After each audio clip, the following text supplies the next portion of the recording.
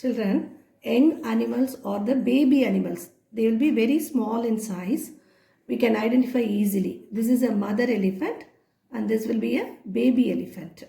This is a mother dog. This is baby dog, puppy dog.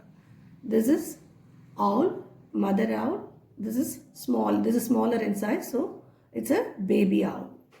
This is donkey and this is a baby donkey.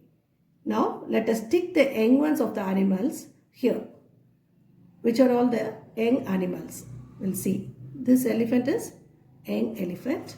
Then this dog is young dog.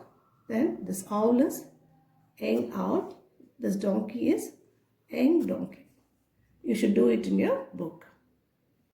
Tick the insects and color the pictures given below.